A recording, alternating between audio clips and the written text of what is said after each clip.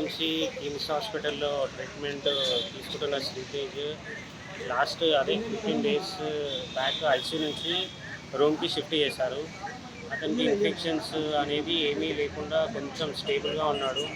ఇప్పుడు 2 వీక్స్ నుంచి కూడా కొంచెం రూమ్లో స్టేబుల్గా ఉన్నాడు. డాక్టర్స్ ఇప్పుడు రిహాబిలిటేషన్కి ప్లాన్ చేసి రిహాబిలిటేషన్కి వెళ్తే బెస్ట్. ఇప్పుడు స్టేబుల్ ఉన్నప్పుడే రిహాబ్కి వెళ్ళి ట్రీట్మెంట్ అనేది కంటిన్యూ చేసిన తర్వాత మీరు ఇంటికి తీసుకెళ్ళొచ్చు అని చెప్పారు. అంటే ఇప్పుడు అందరు మనుషులను గుర్తుపడుతున్నారా? ఎట్లా ఉన్నది కండిషన్, ఎట్లా ఉంది అని చెప్తున్నారు. గుర్తుపడుతున్నాడా? మీరు రోజు చూస్తున్నారు కదా. బ్రెయిన్ కండిషన్ అయితే ఇంకా ఏం లేదు, ఖాళీ చూడడం చేస్తున్నాడు తప్ప గుర్తుపట్టడం అలా ఏం లేదు. ఫుడ్ కూడా కొంచెం మోరల్గా 15 డేస్ నుంచి కొంచెం మోరల్గా ఫీడ్ కూడా తీసుకుంటున్నాడు కొంచెం లైట్గా. అంటే డాక్టర్లు ఏం సజెషన్ చేస్తున్నారు సార్?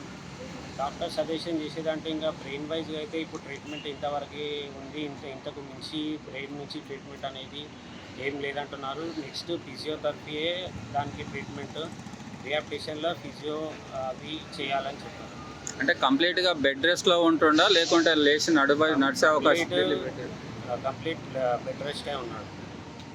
బెడ్ రెస్ట్ అంటే ఫుడ్ తీసుకోవడము, మందులు తీసుకోవడము మీరే ఇవ్వాలా, తనకు తాను తీసుకునే అవకాశం ఏమైనా ఉన్నదా? నోట్ నుంచి ఏమీ లేదు.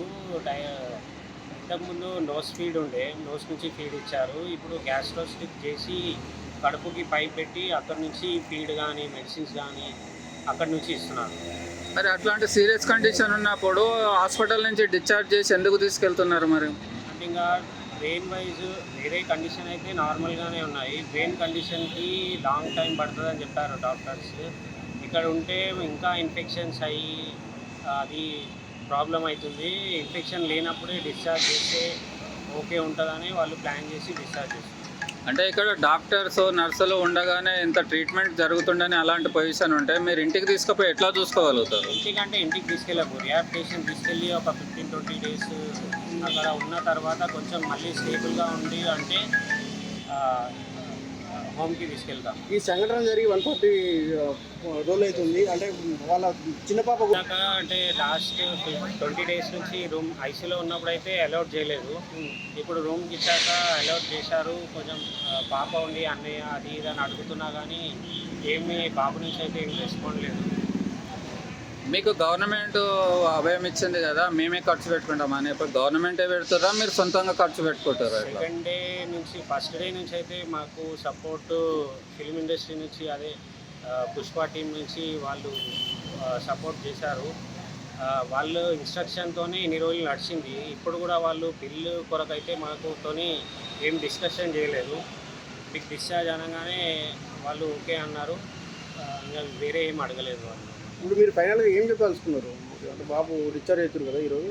డిశ్చార్జ్ తర్వాత ఎవరు పెట్టుకుంటారు ఖర్చు? వాళ్ళే పెట్టుకుంటా అన్నారా, గవర్నమెంట్ పెడతా అన్నారా, ఎట్లా? ఇంకా అదేం డిస్కషన్ అనేది ఏం కాలేదు సార్. అది ఈ సపోర్ట్ అనేది గవర్నమెంట్ నుంచి అయినా ఈ పుష్ప టీం నుంచి అయినా కంటిన్యూ ఉండాలని కోరుకుంటున్నాను. ఎప్పుడు డిశ్చార్జ్ చేస్తారు? ఇవాళ డిశ్చార్జ్ చేశాను. చేసిండ్రు ఆల్రెడీ? ఇంకా ఉన్నారు? డిశ్చార్జ్ సమ్మరీ అయిపోయింది. ఇప్పుడే వాళ్ళు మెడిసిన్స్ అవన్నీ ఎట్లా యూజ్ చేయాలి అవన్నీ చెప్పారు. ఇవాళ 9:30 అట్లా డిశ్చార్జ్ చేస్తారు. ఎక్కడ రిహాబ్ సెంటర్ ఎక్కడ కొంచెం తీసుకెళ్తారు? ఇక్కడ Asian Secunderabad, Asian second Asian transplant.